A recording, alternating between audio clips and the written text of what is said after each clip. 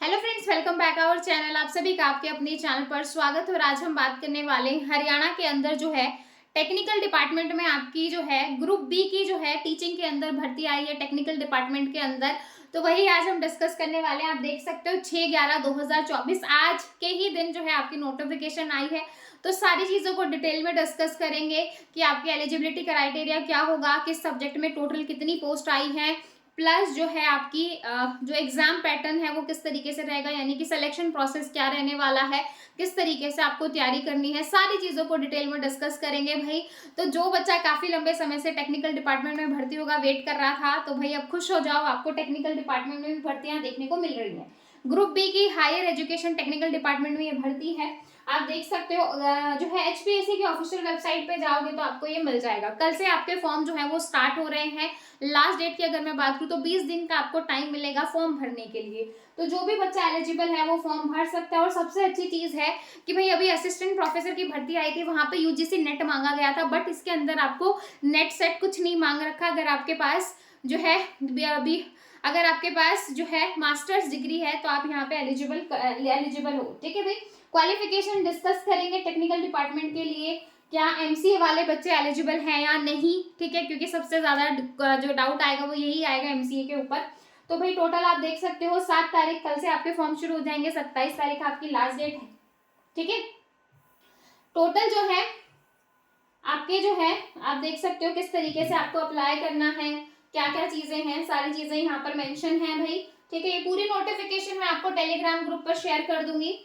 आप यहाँ पर देख सकते हो ये आपके सब्जेक्ट है 72 से लेके 87 तक, 72 से लेके 87 तक भाई, 72 से लेके 87 तक जो भी आपका सब्जेक्ट है वो ध्यान से देखो भाई। ठीक है, यहाँ पे आपको सब बता रखा है, जनरल एससी एसटी में टोटल कितनी पोस्ट है। ठीक है, agriculture engineering 72, lecturer of architecture 73, automobile engineering 74, civil engineering 75, lecturer in computer engineering. Computer वालों का जो नोटिफिकेशन है वो 76 से याद रखना। टोटल पोस्ट अगर मैं बात करूँ तो टोटल आपकी 36 पोस्ट है।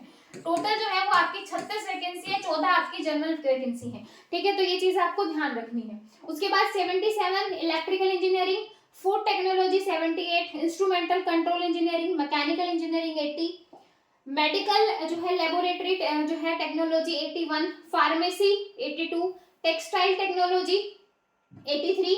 ठीक है, 85 fashion technology, 86 lecturer library science और 87 मैनेजमेंट एंड कंप्यूटर एप्लीकेशन। ठीक है, office management and computer application. तो टोटल अगर मैं बात करूँ तो टोटल जो आपकी पोस्ट है सभी सब्जेक्ट्स को मिला के 237 है। टोटल जो है वो आपकी 237 है। 237 पदों पर आपकी ये भर्ती आई है टेक्निकल डिपार्टमेंट के अंदर। ठीक है भाई, तो ये आपकी टोटल हो जाएंगी। अब मैं इसके जो है उसकी बात करूं कि जो आपका एग्जाम पैटर्न है वो क्या रहेगा, मतलब आपका जो एग्जाम है वो आपको किस तरीके से तैयारी करनी है। पहले जो एग्जाम होता था वो एक पेपर होता था, लेकिन अब जो है आपको प्री देना पड़ेगा, जो कि आपका ऑब्जेक्टिव रहेगा और जिसमें आपके 100 मार्क्स रहेंगे।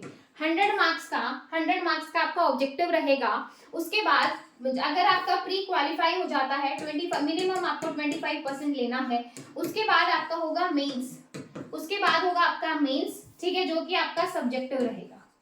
ठीक है, जो कि आपका 150 मार्क्स का रहेगा। ठीक है, कितने मार्क्स का रहेगा, 150 मार्क्स का रहेगा, जिसमें 35% आपको लेना है। उसके बाद है आपका इंटरव्यू।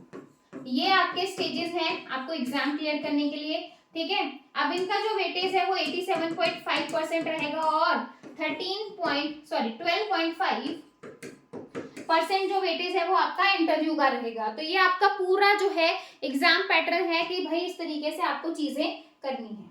ठीक है भाई, ये तो था आपका कि भाई एग्जाम पैटर्न क्या रहेगा। उसके बाद बात करेंगे आपके, ये आपके जो है बता रखे हैं क्या क्या चीजें हैं। अब क्वालिफिकेशन की बात कर लेते हैं। क्वालिफिकेशन की बात कर लेते हैं, बैचलर और मास्टर डिग्री यानी कि बीटेक और आपका एमटेक होना चाहिए। बीटेक और एमटेक होना चाहिए, ये चीज आपको याद रखनी। टेक्निकल है तो बीटेक और एमटेक आपका होना चाहिए, तभी आप एलिजिबल हो। ठीक है भाई, बीटेक और एमटेक स्टूडेंट ही एलिजिबल हैं भाई। आपका जो है यहाँ पे देख सकते हो बैचलर और मास्टर डिग्री बोला हुआ है। बैचलर और मास्टर डिग्री हिंदी और संस्कृत आपकी मैट्रिक या हायर लेवल तक आपका हिंदी और जो है संस्कृत एक सब्जेक्ट के तौर पे होना चाहिए।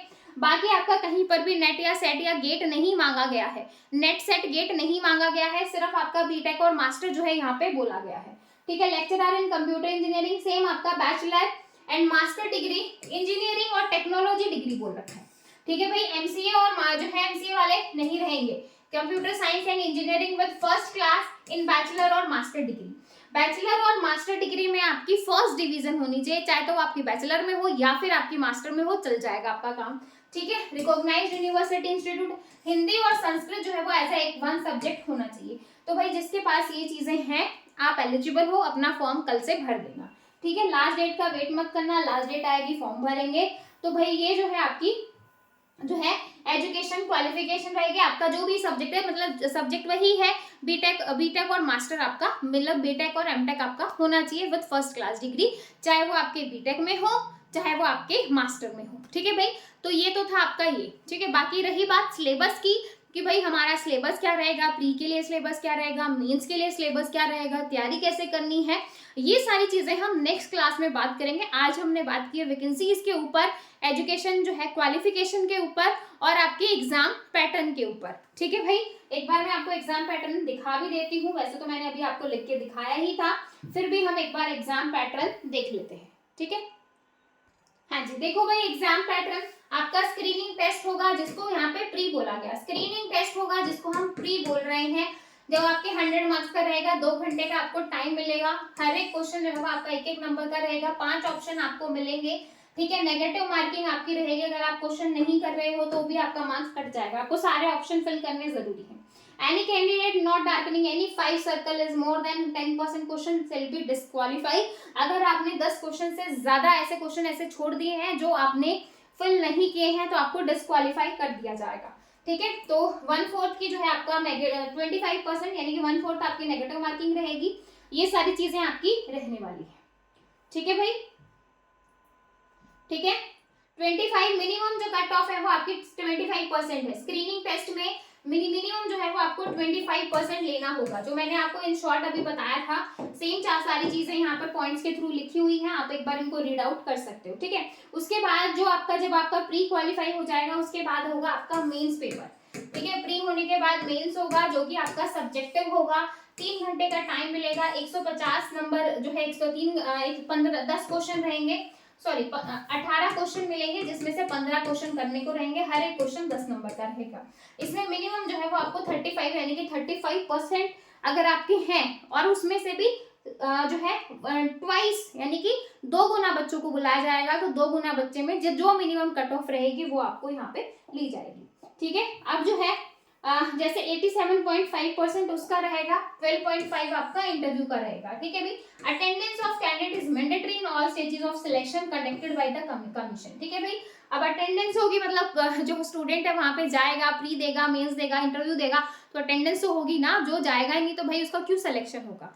ठीक है, तो ये सारी चीजें यहाँ पर दे रखी हैं। आई होप आपको सब कुछ अच्छे से समझ में आया होगा। फिर भी अगर किसी बच्चे को डाउट है तो कमेंट सेक्शन हाजिर है, कमेंट करके पूछ सकते हैं, बाकी नेक्स्ट क्लास में हम सिलेबस तो डिस्कस करेंगे ही। Bye bye, take care, thank you.